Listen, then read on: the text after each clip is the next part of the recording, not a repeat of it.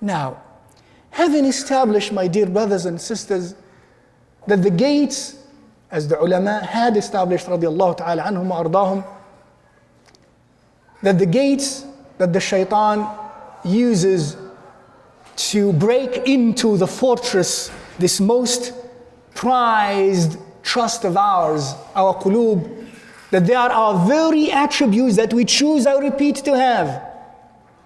And therefore the importance of cleansing our nafs. Having established that, one would say that those doors have keys. And the keys to those gates are our senses. And here, our deen in the Quran, through the words of Rasulullah sallallahu alaihi wasallam briefly said, and through the words of the early Salaf and the early teachers and practitioners of this deen, not only externally but internally as well, who had beautiful external images as well as internal images, that those senses are basically 7, or those instincts, if you will, are basically 7. Al-Jawarih As-Sab', namely what? Our eyesight. Alhamdulillah. Our hearing, our sam', our basar, our sam', our tongues,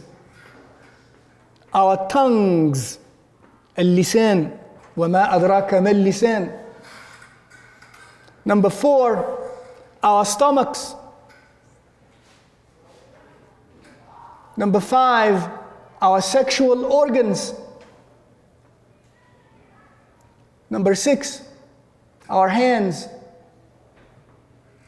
Number 7, our legs. That means, my dear brothers and sisters, these keys, who must hold? I must hold them, or shall I make them available to shaitan? The obvious answer by every sane Muslim is, I must keep them. And let us speak briefly about each one of them. Let me first set a principle, a Shar'i principle, or a Shar'i definition, if you will, rather. That every time we use a ni'mah of Allah Azza wa Jal, and a ni'mah is what? Something that Allah Azza wa Jal bestows upon us that we like. Anything that we like, bestowed upon us by Allah Azza wa Jal, is a ni'mah. Every time we use a ni'mah, that tool, a ni'mah, in a way that is not intended by the maker of that ni'mah, by the giver of that ni'mah. Who is he? Allah Azza wa Jal. Then I have been in a state of kufran and not of shukr. The practical aspect of gratefulness and thankfulness to Allah Azza wa Jal that I know many of you talk about. We say, yeah, okay, let's not only with your tongue, show me action. What does action mean? Action means I repeat, the ni'am of Allah Azza wa Jal, plural of ni'mah. Now you have the word na'im, al-ni'mah, al-ni'mat, in Urdu you say. You have that ni'mat, and that every ni'mah, and can you imagine, can you count the ni'am of Allah Azza wa Jal? Alhamdulillah, so you know what I mean. Any ni'mah, when used in a way that is not intended by the maker of that ni'mah, then we are in a state of kufran of that ni'mah, in a state of ungratefulness and unthankfulness, and it is called in the Arabic language kufranun ni'am. The word kufr literally means to conceal and to hide. So we are like a renegade who is hiding and concealing the good that a very generous one gave me. So every time I use my eyesight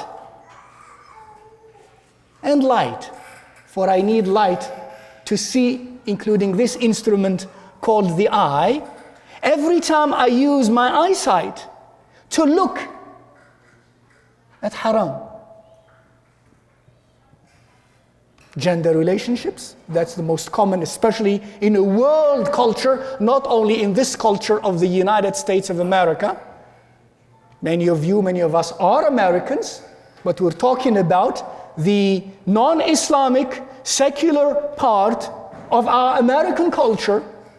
Is the issue of gender relationships has become very, very dangerous grounds. The way you use your eyes in looking at something that Allah Azza wa Jal allowed or didn't allow. If every time, my dear brother and sister, I use my eyesight where I should not have, Allah did not make that eyesight for me to use it in that way, then I am being ungrateful to this most loving, most generous, most giving, most forgiving Allah subhanahu wa ta'ala. He is giving me and giving me and giving me, and I, in response, use what He gives me in a way He doesn't love. If someone is very generous to me, a human being, وَتَعَالَى اللَّهُ عَنِ الْأَمْثَالِ, may Allah be exalted from analogies.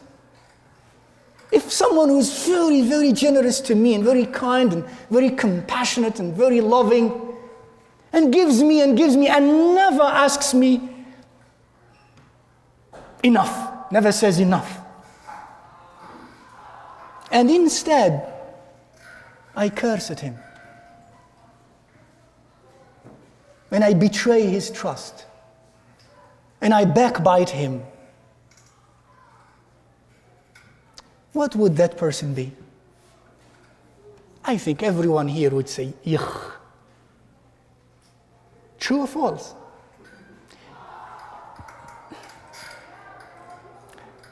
SubhanAllah. No, this Allah Azza wa Jal, subhanahu wa ta'ala. Look what He gave me. Look what He gave you. How am I using this eyesight?